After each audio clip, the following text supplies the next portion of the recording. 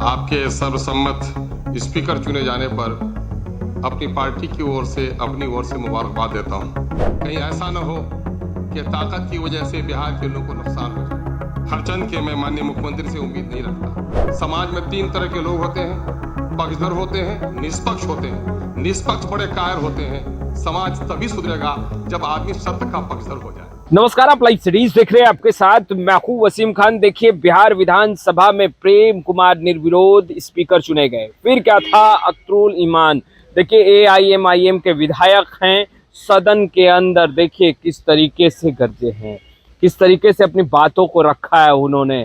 कहीं ऐसा ना हो जाए कि ताकत की वजह से बिहार के आवाम की, बिहार की जनता की, बिहार का नुकसान हो जाए। और देखिए वहीं दूसरे तरफ यह भी कह रहे हैं विपक्ष कमजोर है साहब। सबसे पहले आप अख्तरुल ईमान को सुनिए। मुख्यमंत्री नीतीश कुमार पर भी बोले हैं, वो भी सदन के अंदर क्या कुछ कह रहे हैं, अख्तरुल ईमान को सुनिए। माननीय अध्यक्ष महोदय, मैं दिल की गहराइयों से आपके सर्वसम्मत स्पीकर चुने जाने पर अपनी पार्टी की ओर से अपनी ओर से मुबारकबाद देता हूं।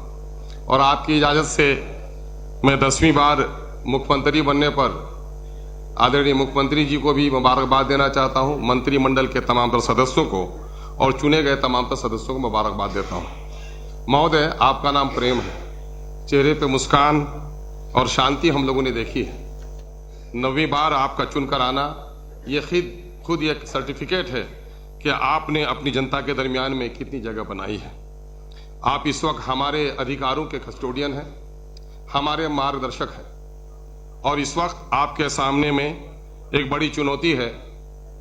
जब सत्ता पक्ष और विपक्ष में करीब करीब की दूरी होती है तो यकीनन है कि विपक्ष को बड़ी ताकत होती है, लेकिन इस वक्त विपक्ष बहुत कमजोर है और सत्ता की गिनती बहुत अधिक है। कहीं ऐसा न हो कि ताकत की वजह से बिहार के लोगों को नुकसान हो जाए। हरचंद के मैं माननीय मुख्यमंत्री से उम्मीद नहीं रखता, लेकिन आपसे 2 शब्द कहूंगा। इस वक्त मुझे आपसे बात करते हुए महान कथाकार प्रेमचंद की कहानी, मुझे पंचायत जिसे उर्दू में कहते हैं और हिंदी में जिसे पंच परमेश्वर कहा गया, कि जब आदमी पंच की कुर्सी पर बैठता है तो फिर अपने और बेगाने को नहीं देखता, वह इंसाफ को देखता है।